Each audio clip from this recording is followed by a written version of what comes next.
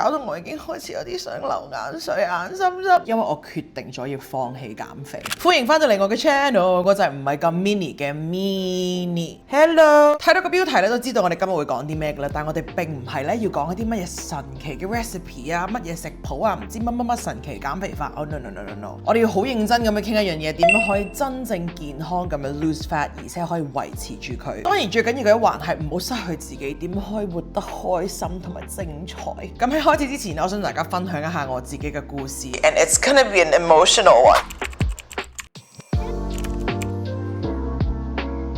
由細到大我都係屬於一個肥嘅女仔啦。其實由好細個開始，我9歲定唔知10歲咧，已經唔啱着好多童裝噶啦。而再大啲之後，然後再好多地方嘅衫其實都冇我嘅碼，經常俾男仔笑，甚至乎係一啲成年嘅男人啊。去沙灘你唔好話着 bikini 啊，普通泳衣咧，其實我都唔係好敢，死都要着住件長袖衫喺出面死遮爛遮，好唔中意去沙灘，好唔中意去游水。曾經最肥最巔峰嘅時候咧，其實我唔係好敢玩過山車，因為我好驚咧撳嗰嚿嘢落嚟，拉嗰嚿嘢佢撳唔實，坐唔到啊！其實唔好話我呢啲真係大隻大碼、真係肥嘅香港女仔，其實喺亞洲有好多正常身形嘅女仔咧，都已經俾人會叫佢做有肉地，即係長期都喺個減肥嘅文化嗰度成長啊！俾人笑之餘，我自己都有眼噶嘛，可以同人比較噶嘛，見到自己咧同其他身邊嘅女仔有少少唔同喎。點解我大隻咁多嘅？點解我對鞋個 size 又大咁多嘅？點解我肥嘟嘟咁，好似成日都好唔合群嘅咧？仲要作為一個中意靚嘢同埋都算貪靚嘅一個女仔 ，it really wasn't easy。但係講真 ，realistically 呢個世界上有邊個女仔唔係想做靚嗰個嘅咧？所以我細個嘅時候，每一日都有個超 toxic 嘅諗法，就係只要我瘦咗，呢個世界就會變好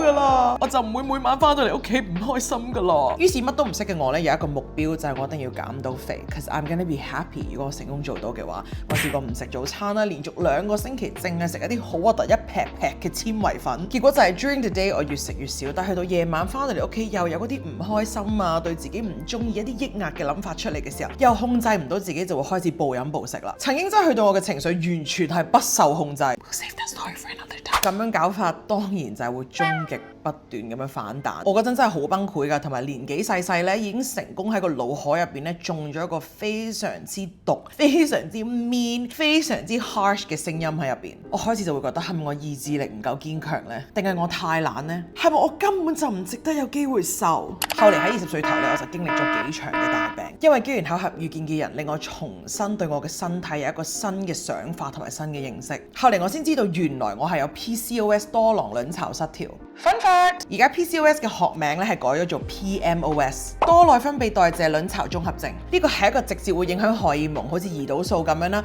同埋你嘅代謝嘅一個 syndrome 嚟嘅。喺呢個咁急速同埋高壓嘅城市，再配合一啲唔好嘅生活習慣咧，真係好容易會 trigger 咗佢發出嚟。仲有好多女仔有自己都唔知，或者有都唔知點算。呢個荷爾蒙嘅唔平衡咧，好似喺個 spectrum 嗰度咧係有唔同嘅嚴重性啦，同埋有唔同嘅 type。我嗰陣就係總之非常 kick 啊，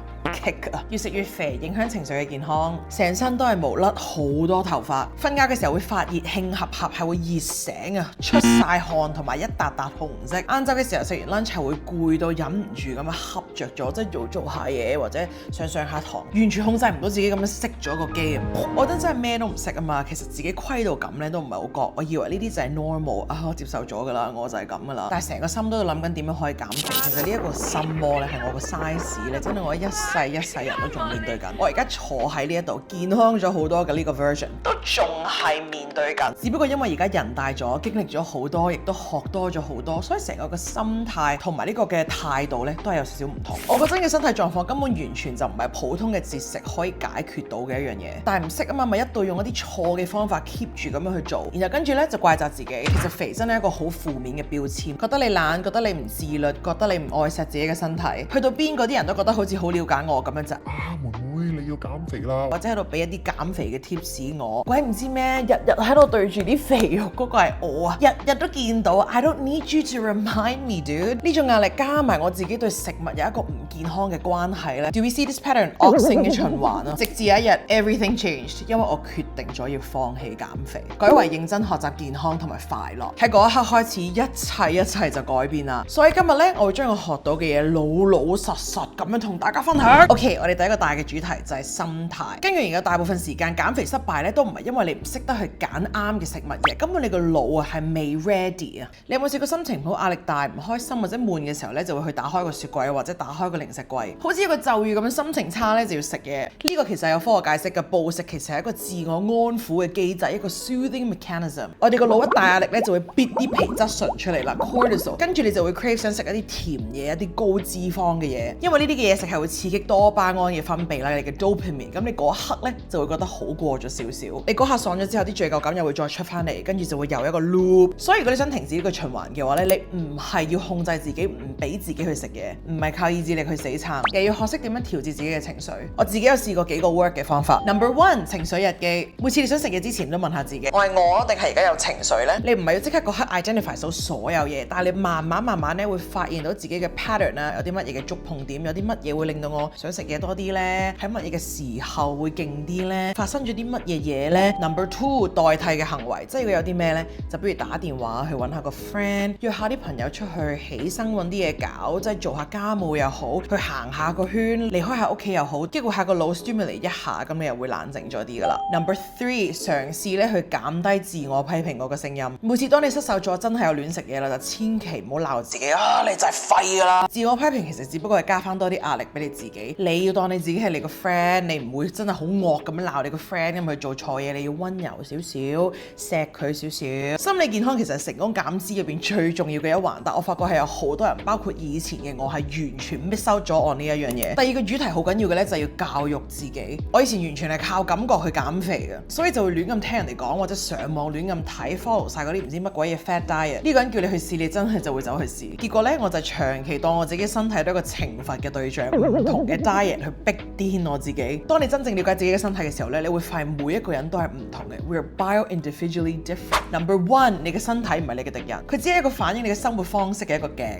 理解呢一點嘅話咧，你都會怨少好多。Number two， 節食唔等於健康。長期過分嘅 calorie deficit 咧，其實係會令到你嘅新陳代謝減慢咗，即係入咗個慳電嘅 mode 咁樣。而家有時越食越少，但係又唔會瘦咗嘅咧。Number three， 呢個旅程唔係要限制，而係要學識點樣愛你自己。當你學識咗，知道有啲乜嘢嘢咧係會令到你發炎，有啲乜嘢嘢係會令到你更加健康，有啲乜嘢會影響你個荷爾蒙，或者係影響你覺得你個人舒唔舒服嘅話咧，你就會容易揀好多。你去了解多啲、研究多啲，同埋清楚啲自己嘅身體咧，其實真係一個愛自己嘅行為嚟。下一個更加入正題嘅咧，就係你嘅營養同埋呢個代謝嘅健康。其實減脂係咪食少啲、喐多啲呢？ Yes， 但係如果你嘅代謝係唔健康嘅話咧，都係有少少冇乜用嘅。你個 metabolism 唔喺度嘅話咧 ，it's not giving。同大家 share 4個 tips 可以幫助減脂之餘咧，真正可以令到身體健康好多。首先就要降低身體嘅炎症。慢性炎症其實係代謝問題嘅根源。Dr. Rhonda Patrick 嘅研究都係咁講。邊啲嘢會引起炎症啊？加工嘅嘢食啦、精製糖啦、反式脂肪啦、加工嘅植物油啦、酒精啦，仲有長期嘅壓力同埋唔夠瞓。咁邊啲嘢會減低炎症啊 ？Omega 3啊、蔬菜啊、水果啊、啲抗氧化物啊，同埋呢個嘅薑黃素，同埋做運動。第二咧，你食嘢嘅次序其實都好有影響嘅。只要你開始每一餐之前咧，係食呢個嘅膳食纖維，跟住再食呢個嘅 protein， 最後咧先至食呢個碳水化合物嘅話咧，可以減低你每餐飯之後嘅血糖飆升啦。其實唔係叫你唔好再食飯，唔係叫你唔好食澱粉，而係即係改一個次序，好簡單，但係好明顯已經有好大嘅分別。跟住呢個 point， 蛋白質係你最好嘅朋友，你嘅 BFF， 增加飽腹感，保留你嘅肌肉，同埋食得夠係會促進新陳代謝。雞胸、雞蛋、豆腐、魚或者一啲 Greek yogurt 咧，都係一個好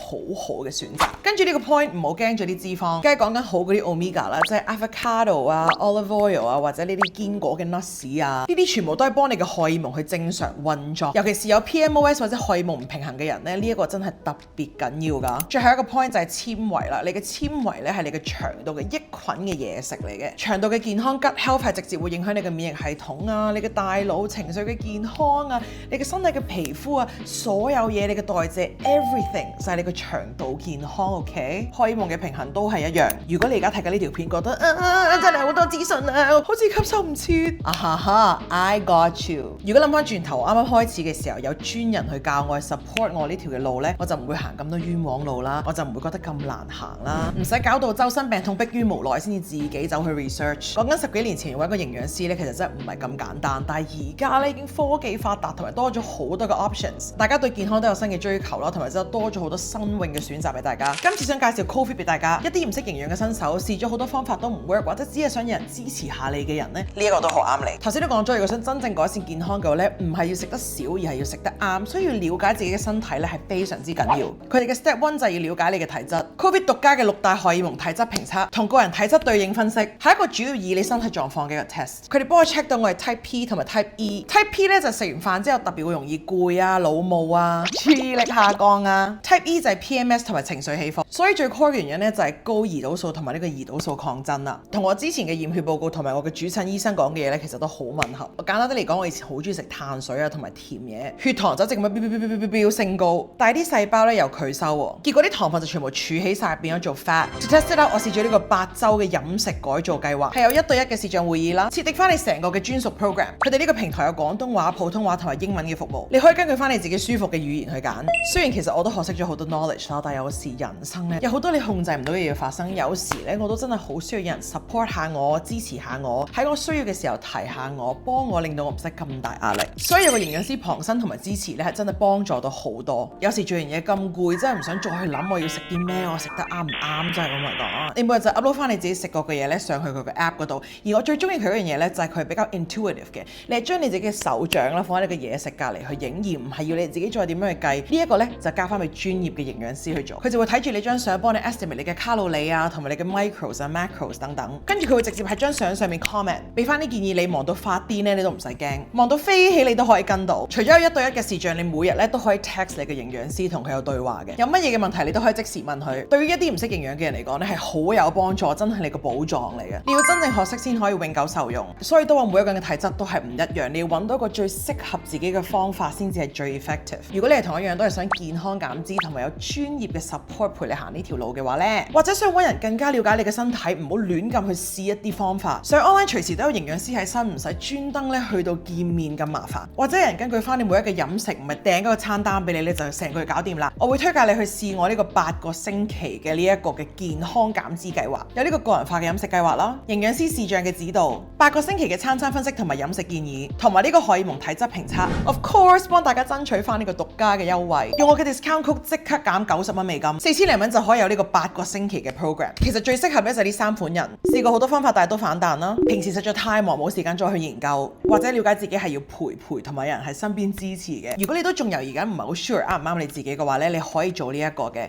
1對1分析，30分鐘內營養師咧就會了解下你而家飲食入面有啲乜嘢嘅 blind spot 啊，你嘅荷爾蒙體質嘅類型，揾翻你減唔到脂嘅真正原因。同樣有 discount code 就可以99蚊就有呢一個嘅1對1分析啦。你可以做完分析先至諗下啱唔啱你，再諗下 join 唔 join 個 program 咯。2個 link 我都會放喺 description。最後嘅部分去 wrap up 咧就係呢個生活嘅習慣啦。第一樣就係瞓覺真係好緊要，其實係你最緊要最 top 最一定要保持到要自律到嘅一樣嘢，其實係有足夠嘅睡眠。瞓唔夠係會影響 hormones，又會想亂食嘢，同埋最緊要係會減慢呢個新陳代謝，所以瞓覺真係好緊要。同埋一起身去佔有下呢啲陽光啦，去令到你自己個人 OK， 我個 circadian rhythm 係準備好啦，呢一日可以開始啦，提升翻血清素水平，令到你成日個人嘅情緒都會穩定啲。多啲行路簡單又健康，同埋可以做多啲有氧啦 Zone 2嘅 exercise 啦。其實阻力訓練尤其是30歲之後咧都係非常之緊要。Lastly, find your tribe， 揾一啲 community， 揾啲同你一樣都係想健康啲嘅朋友仔 ，including 我哋呢個嘅 community 啦，揾翻支持你嘅人，包括我都喺一個一樣嘅 journey 上面努力去做更加好嘅自己。希望我嘅努力、你嘅努力、大家一齊嘅努力都可以變做更加好嘅自己。減脂從來都唔係一個短跑，係一個長